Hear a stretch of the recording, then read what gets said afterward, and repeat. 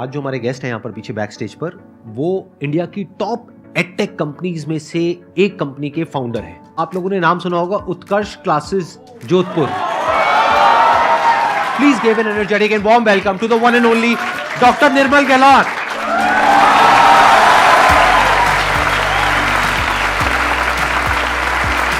आइए सर। नमस्कार।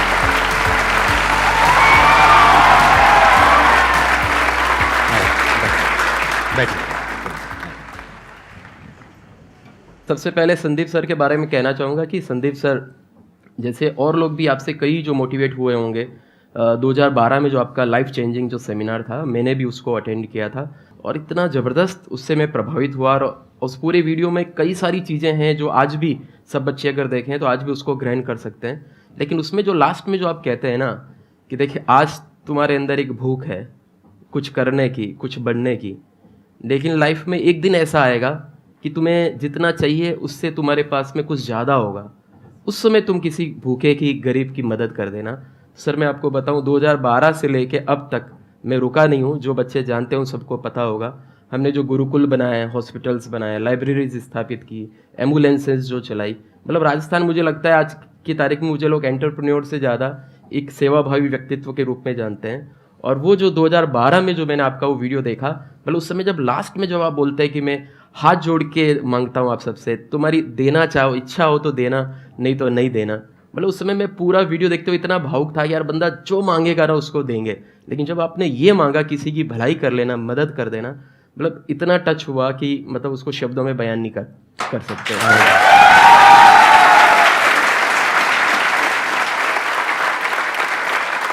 13 सितंबर 2002 को हमने शुरू किया था जोधपुर से ही।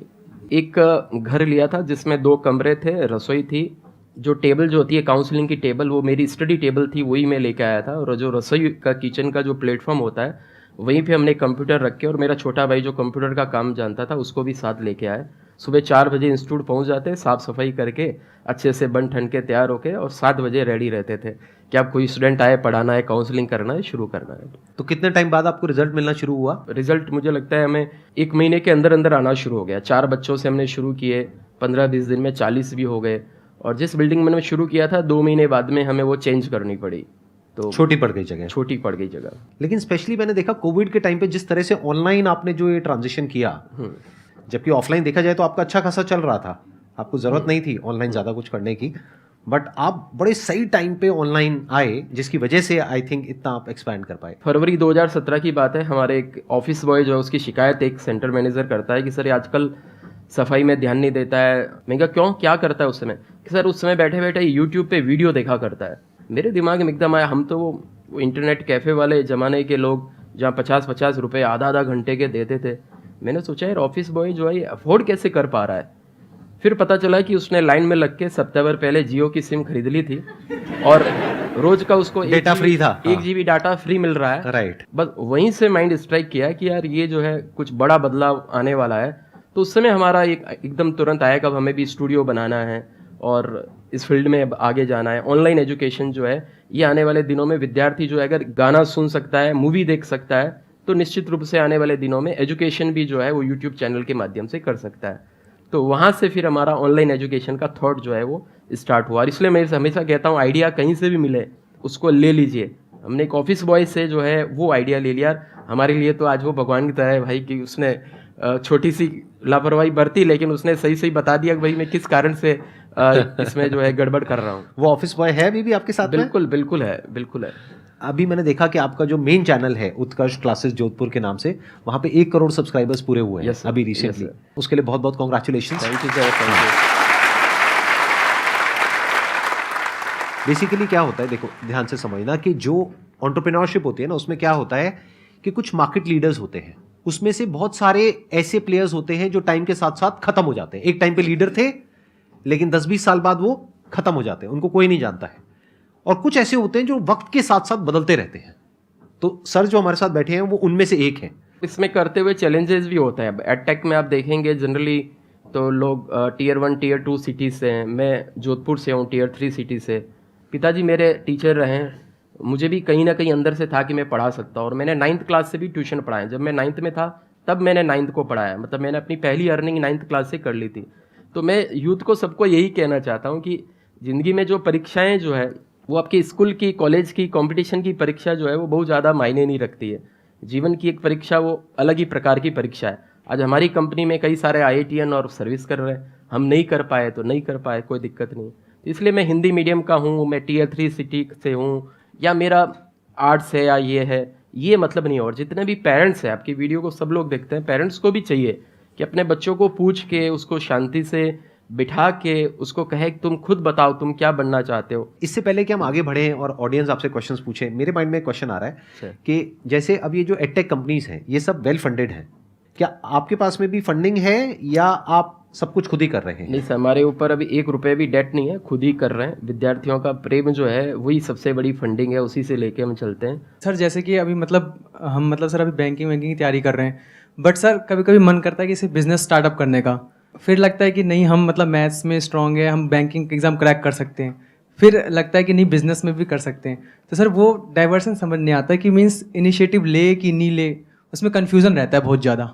मतलब जब इनका चैनल देखते होगे तो बैंकिंग की तैयारी करते होगे, मेरा चैनल देखते होगे तो मन करता होगा यार बिजनेस कर लेते हैं। Yes sir. तो अब सवाल ये उठता है, मेरा चैनल देखें या इनका चैनल देखें, बताइए सर। मन जो है ना वो आपका ये करूं वो करूं, इवन पढ़ते समय भी आपका मन बैंकिंग का एग्जाम की तैयारी करते हुए हो सकता है उसमें भी मन नहीं लगेगा, और बाद में धंधा करोगे बिजनेस में, उसमें भी लेके मन नहीं लगेगा। तो ये थोड़ा मन वाली प्रॉब्लम है। थोड़ा सा बुद्धि जो है उसको, मन को कंट्रोल अगर करोगे, थोड़ा सा ध्यान लगाओगे, थोड़ा सा 10-15 मिनट बैठ के सोचोगे कि किधर मेरा पैशन है, किधर मुझे जाना है, तो आपको खुद को अंदर से लेके जवाब मिलेगा। और मन तो इतना चंचल है ना, मन के बारे में लिखा हुआ है कि मरकटश्च सुरापाई तन वृश्चिक दंसकम। मरकट कहते हैं बंदर को, बंदर तो खुद ही उछल कूद करने वाला होता है। और मरकटश्च सुरापाई, बंदर को सुरा मतलब शराब पिला दो, और तन वृश्चिक दंसकम, उसको बिच्छू और कटा दो। तो बंदर को शराब पिला के बिच्छू डसवा दो, ऐसा मन है। और उस मन को कंट्रोल करने वाली बुद्धि है। तो आपका जो ये विचलन है उसमें आपको खुद को ही शांतिपूर्ण बैठ के, नहीं तो अभी मैंने आपको सलाह दे दी कि भाई तुम बैंक के एग्जाम की तैयारी मत करो, बढ़िया है बिजनेस कर लो, मैंने भी किया, और पता चला बिजनेस नहीं चला, आगे कोस हो गया हम दोनों को। तो कुल मिला के ये है कि मतलब सोच लो, लाइफ में 2-3 ऑप्शंस भी कई लोग रखते हैं, भाई पहले ये करेंगे बाद में ये करेंगे, इस प्रकार से भी लेके हो सकता है। लेकिन ये पूरा आपका ही कॉल है, मतलब आपको खुद को ही बैठ के अच्छे से सोचना होगा। अच्छा, मैं आपसे कुछ क्वेश्चंस पूछूंगा, आप मेरे को जवाब देना। Yes sir. क्या आपके माइंड में जैसे कहीं भी कुछ भी होता हुआ देखते हो, क्या ये थॉट आता है कि ये काम क्या हो रहा है, वो काम क्या हो रहा है, इसको मैं भी बेच सकता हूँ, इसको मैं ये कर Yes, सकता हूँ, sir, यहाँ से ये- पैसा कमा सकता हूँ? सर जैसे कि हम ऐसा नॉर्मल तरह से बताएं सर, तो हम एक बार रोड पर चल रहे थे, 2 गोलगप्पे की दुकान थी, और एक गोलगप्पे वाला दुकान वाला नॉर्मल तरीके से दे रहा था, तो उसका इतना बिक नहीं रहा था। पर वही दूसरा गोलगप्पा वाला इंसान उसमें प्याज काट के, एक्स्ट्रा तरीके से नहीं, तो आलू में प्याज काट डाल के देना, वो बंदा वैसे बांट रहा था। तो सर उसका ज़्यादा कस्टमर उस पर ज़्यादा अट्रैक्ट हो रहे थे, जबकि उसने कुछ किया नहीं, सिर्फ एक इनिशिएटिव उठाए थे। तो वही सोचा था कि बिजनेस में अगर कुछ एक नया चीज़ ला देना तो बिजनेस सक्सेस होने का रेट ज़्यादा होता है। और बताओ, और कहाँ पे क्या नजर आया आपको?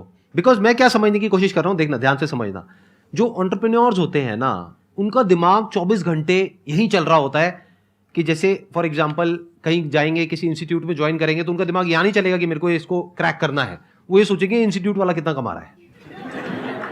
अच्छा, क्या ऐसा हो सकता है मैं अपने किसी फ्रेंड को इस इंस्टीट्यूट में ले आऊं और यहाँ पे पहले से बात कर लूं और मेरे को कमीशन मिल जाए? सर कर रखा तो है। आपका एंटरप्रेन्योर का दिमाग है। सर ये टेलीपैथी कहेंगे। मैंने ग्रेजुएशन के बाद में तैयारी के लिए, कंपटीशन की तैयारी के लिए मैं जयपुर गया, और वहाँ पे 3-3, 4-4 दिन अलग अलग कोचिंग में जाके मैंने डेमो लिए, और मुझे वहाँ पे लग रहा था अरे यार इनसे बढ़िया तो मैं ही पढ़ा सकता हूँ और मैं भी अच्छा कर सकता हूँ। इतने सारे स्टूडेंट्स इनके पास में, हाँ। तो अपने को कंपटीशन की तैयारी तो नहीं करनी है, अपन भी कोचिंग खोलेंगे। मुझे एग्जैक्टली नहीं पता कि आपने ऐसा सोचा है नहीं सोचा, बट मैं गेस करता हूँ, आप बताना कि मैं ठीक कह रहा हूँ या गलत कह रहा हूँ। जैसे वो सुहानी शाह वाला सेशन देखा था ना आप लोगों ने, माइंड रीड करती है वो, तो अब मैं सर का माइंड रीड करने की पूरी कोशिश करूंगा, ठीक है? तो सर अब आप बताएंगे कि मैं सही कह रहा हूँ या गलत कह रहा हूँ। जिस वक्त आपने सोचा होगा, जब वो इंस्टीट्यूट्स में आप गए होगे अलग अलग कोचिंग में, और ये वो, पहले तो आपके माइंड में थॉट आया होगा कि इनसे बढ़िया मैं पढ़ा सकता हूँ, जो अभी आपने खुद बताया। अब जो आपने नहीं बताया वो मैं बताने की कोशिश करता हूँ। आपके माइंड में ये भी थॉट आया होगा कि इन बच्चों को यहाँ से पढ़ने के लिए जोधपुर से वहां पे जाना पड़ता है। बिल्कुल बिल्कुल बोला सर ने।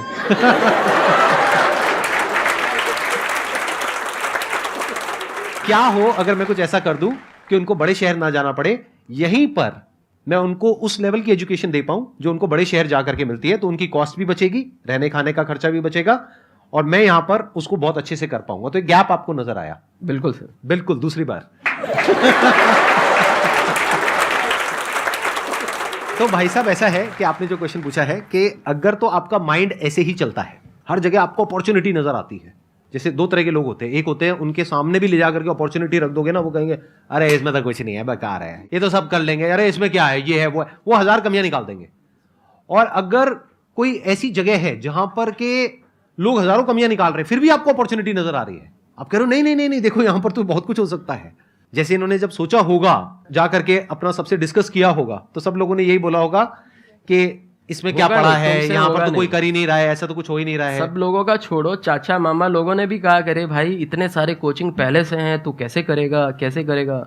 यहाँ छोटे शहर में बैठ के बस उसी समय तो उसी अपने को समय शुरू होना आग है लग कि जाती हाँ, है। हाँ। अब हमें करके दिखाना अब ही करके दिखाना। ये सेम कहानी होती है हर एंटरप्रेन्योर की, मेरी कहानी, इनकी कहानी, और जितने भी एंटरप्रेन्योर हैं सबकी कहानी सेम मिलेगी। तो अगर ये थॉट बार बार चल रहा है, ऑटोमेटिकली चल रहा है, और चाह करके भी आप इससे पीछा नहीं छुड़ा पा रहे हो, तो अब आपके लिए बिजनेस है।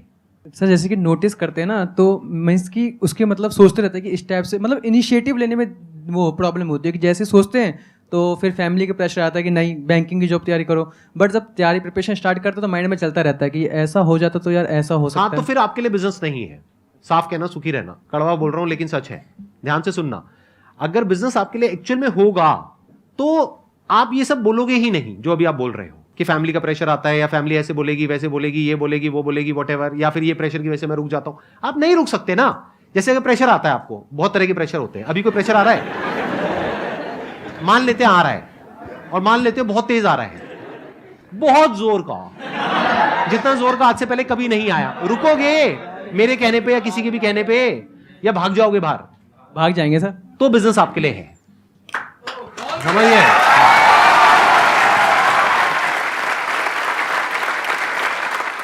बिजनेस कब करना चाहिए? जब चाह करके भी आप खुद को रोक नहीं पा रहे हो, आपका दिमाग हट ही नहीं रहा है इस सब से, दिमाग में नंबर्स घूमते रहते हैं, दिमाग में 24 घंटे यही घूमता रहता है, ये क्या काम कर रहा है, ये कैसे पैसा कमा रहा है, ऐसे कैसे कमाई होती है, ये होती है वो होती है, ऐसे क्वेश्चन चल रहे हैं आपके माइंड में 24 घंटे। तो बिजनेस आपके लिए है।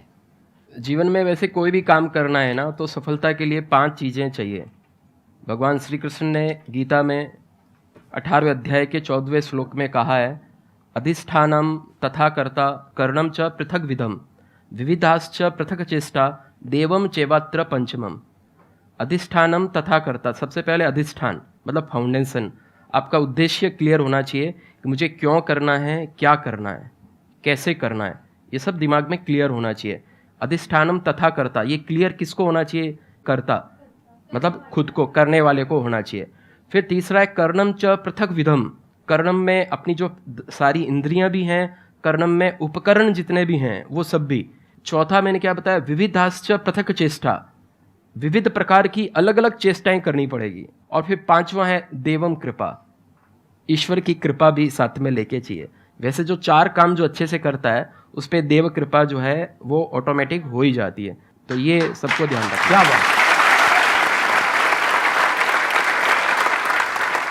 सर मैं आपसे जानना चाहूंगा, based upon your entire experience of life, ये जो लोगों की एज ग्रुप है वो अराउंड 20 साल के आसपास है, इनको सिर्फ एक सलाह देनी हो तो वो सलाह क्या होगी सर? सर आपने अपने एक लाइफ चेंजिंग सेमिनार में जो लास्ट में जो कहा था ना कि ज़िंदगी ऐसी जीनी है हर तरीके से कि लास्ट में जाते हुए कहो कि वाह मज़ा आ गया। इसी में एक लाइन और मैं ऐड करूँगा, इतनी ज़बरदस्त तरीके से, इतनी शानदार तरीके से जीनी है, ईमानदारी से जीनी है, शुचिता के साथ जीनी है, लोगों की भलाई करते हुए जीनी है, जो भी काम करना है उसको पूरा प्रामाणिकता के साथ काम करना है। ईश्वर ने ये शरीर दिया है, इस शरीर का अच्छे से पालन पोषण करना है। ईश्वर ने हमें माता पिता दिए हैं, जो कुछ दिया है वो ईश्वर ने दिया है ना। नौकरी जो है वो भी हमें ईश्वर देगा, उसके लिए हमें जम के मेहनत करनी है। नौकरी मिलने के बाद में वहाँ पे पूरी ईमानदारी के साथ काम करना है। और मन में ये रखना हमें कि हम सबको ईश्वर ने यहाँ पे एक रोल निभाने के लिए भेजा है, एक पारी खेलने के लिए भेजा है, और वो रोल निभा के वो पारी खेल के वापस हमें लौट जाना है। और जब हम लौटें ना, तो लौटते समय जब हम पीछे मुड़ के अपनी ज़िंदगी को देखें तो खुशी के आंसू जो है उस समय आपके आए, दुख के पश्चाताप के वो आंसू आपको नहीं आए। और जब आप यहाँ से विदा हो तो देवता लोग जब आप पारी समाप्त करके जब जाओ अपना बैट लेके और मुस्कुराते हुए शतक मार के, तो सारे देवता लोग जो है जम के ताली बजाए, वाह शाबाशी दे बंदा, क्या गजब की पारी खेल के आया है। क्या बात है, बहुत बढ़िया। Thank you so much sir.